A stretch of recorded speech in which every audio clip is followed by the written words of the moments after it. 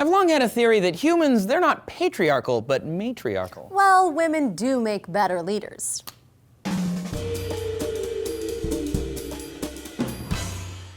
Hey there, already angry men and smiling women. Trace and Lisette coming at you with some D-News science. The U.S. is currently in the midst of a big election year. By the end of 2016, we'll have some new senators, representatives, legislators, city council members, dog catchers, and a new president. And some science says women might be better suited than men to be in charge. But let's not jump ahead of ourselves. First, we all need to get on the same set of facts. According to a Norwegian study of 3,000 managers, a good leader has 5 characteristics. Number 1, good leaders withstand the stress and pressure of the job and have a high degree of emotional stability. They take initiative, are clear, and communicate well. They're usually extroverts. Good leaders can innovate, are curious and ambitious, and are open to new experiences. Plus, a good leader is social and supports and includes everyone on their team. And finally, the best leaders can set goals, be thorough, and then follow up.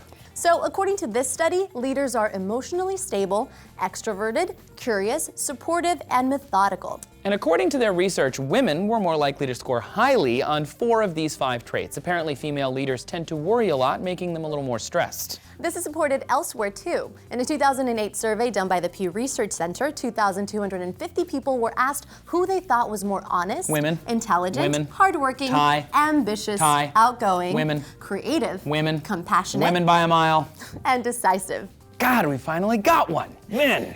Yet even though women bested or tied in every category except decisiveness, only 6% said women would make a better leader, while 21% said men would. To be fair, 70% did say that men and women make equally good leaders. The Pew researchers went on to ask how men and women respond to things like public safety, diplomacy, honest governance, and social issues, and again, women took the cake. Except with national security and crime. So even though there aren't that many female leaders, less than half of countries worldwide have had a female leader in the last 50 years, a study from the Journal of Applied Psychology looked at 95 different studies and found that people genuinely believe that both men and women would be equally good at leadership. Equally good! They hypothesized our biases were based on societally expected gender differences. To figure out if women merited a stereotypical bias, researchers at Berkeley and University of Chicago looked into it. In one congressional example, it was women for the win again. Congresswomen brought home 9% more spending to their states than men and were more easily able to secure particularistic benefits, i.e. they made deals that benefited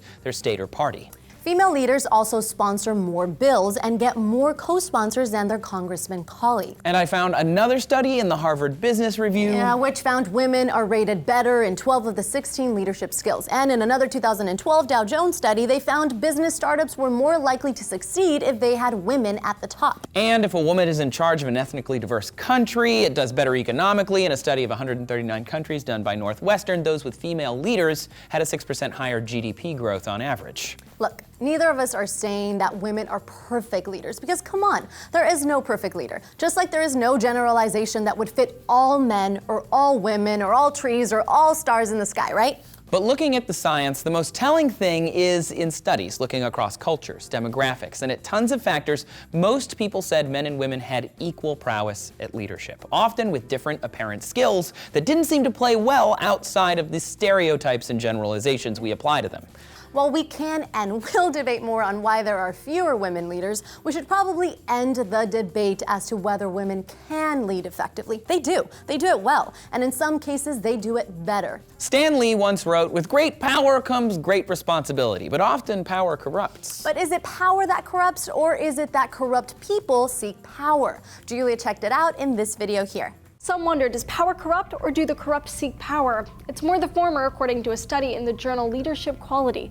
Researchers analyzed people's potential for corruption by judging some of their personality traits, like honesty. So what do you think? Are men or women equally good leaders? Who's better? Let us know down in the comments. Make sure you subscribe for more D-News. Come find us on Twitter, and thanks for watching.